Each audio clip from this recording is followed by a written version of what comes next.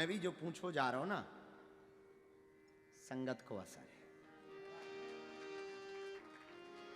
हमें भी जो पूछो जा रहा हो ना, आप इतनी श्रद्धा पूर्वक बैठे हो, ये भी संगत का असर है। न हमने ये मुगदर वालों की संगत की होती, न तुम्हारी श्रद्धा और हमारा तुम्हारा मिलन हो पाता। ये संगत का असर है। मुझे कौन पूछता था तेरी बंदगी से पहले, मैं खुद को ढूंढता था इस जिंदगी से पहले। ये भी संगत का असर है। ये भी तो संगत का असर है। तो संगत का बड़ा असर होता है। अहलुवालिया जी बैठे हैं,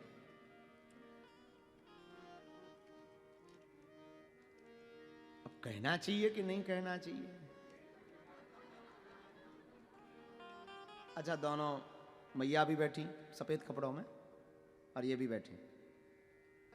ये इतने ज्यादा भगत नहीं, तो मैया हमारी बहुत भगत, एक ना एक व्रत करते ही रहेंगी, हवन करती रहेंगी, कभी ये पंडित जी, कभी ये महाराज जी, कभी ये महाराज जी। उनके चक्कर में ये भी पिसते, और मैया के चक्कर में हम मिल गए।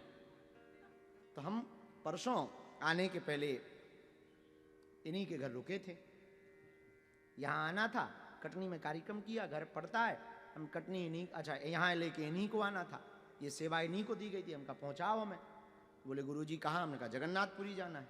हमका दिन एक है, जाना जरूरी है। बोले गुरुजी चील गाड़ी है इनके पास में। बोले गुरुजी चील गाड़ी मंगवा रहे, उनका मंगवाओ। हमने धीरे से इनको कान में रसा। हमने कहा एक काम करो मैया, हमें जाना ही है, तुम्हें जगन्नाथपुरी चलो। जाना बल्कि हमें था, तो हमने इनको ऐसा ज्ञान दिया। ये बोली महाराज ये हमारा सौभाग्य है। मैंने कहा ठीक है। पर हम पड़े पड़े सोच रहे थे, 3 बजे तक महाकुंभ देखते रहे, पड़े पड़े। फिर जब आप चलेगा तब एक बात सोची हमने, वो आपसे कही नहीं, अब याद आ गई कि इनके भाग्य तो कहो, हम काऊ के तो घंटा भर ना रोकें। हमारे पाँव में भौरिया है, हम कहूँ रुकते ही नहीं है। और जहाँ कथा भी करें वो चेला हाँ भी 5 दिन में एक ही दिन मिले, वो भी बड़ी मुश्किल से। हाँ ऐसा हमारा स्वभाव है, मुश्किल कछू नहीं, काम ज़्यादा है। कबू पढ़ने हैं, हवन भी करने, पूजा भी करने, कोई बीमारी आ गई, कौन को उपद्रव आ गो, कहूँ भूतनी वाले आ गए, कहूँ धाम की व्यवस्था आ गई, कहूँ कन्या विवाह की मीटिंग आ गई। एक दिन में 100-200 काम तो रहते ही है। खूब दिन न रात वही खपड़ मंजन होता रहा। कहूँ महात्माओं की कोई आज्ञा आ गई तो वो काम करने, गुरु जी की आज्ञा आ गई वो काम करने, इमरजेंसी सिस्टम की फंस जात वो निपटाऊं ने, धाम के उपद्रव फंस जात वो निपटाऊं ने। तब हम सोचे हैं कि इन पे इतनी करुणा क्यों। तब हमें एक बात याद आई कि ना मैया ने भक्ति की होती, ना इनके घर साधु आते। अहलुवालिया जी के कहने पे तो न आऊ था।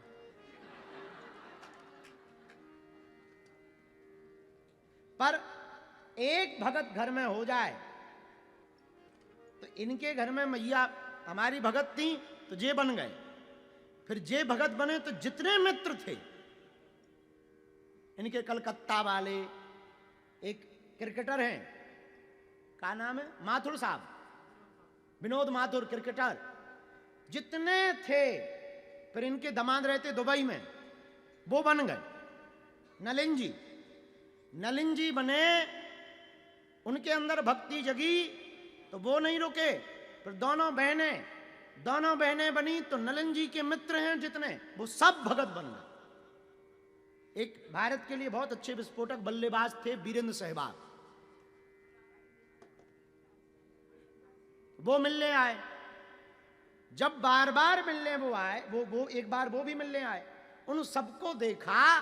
तब परसों रात को हमने एक बात निर्णय करके लिखी कि घर में एक भगत हो जाता है वो सबको अपनी रंगत में डाल देता है।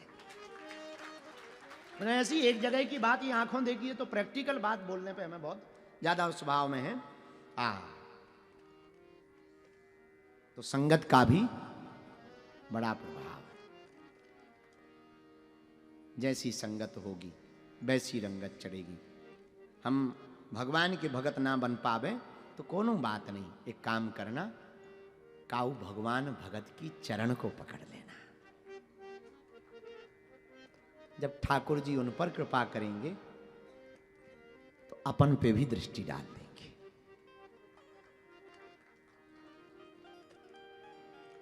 मुझे कौन पूछता था तेरी बंदगी से पहले, मुझे कौन पूछता था बाबा तेरी बंदगी से पहले, मैं खुद को ढूंढता था इस जिंदगी से पहले, मैं खुद को ढूंढता था इस जिंदगी से पहले। हमें याद है जब तक इनकी बंदगी नहीं करते थे कोई ना पूछता था,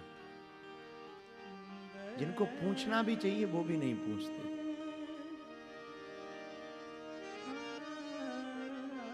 और इन्होंने बाहें क्या पकड़ी, सबको अपना बना दिया। कितनी करुणा भगवान की, कितनी कृपा है, कितनी दया है इनकी, कितने सरल स्वभाव के हैं प्रभु। फर्श वालों को अर्श पे बैठा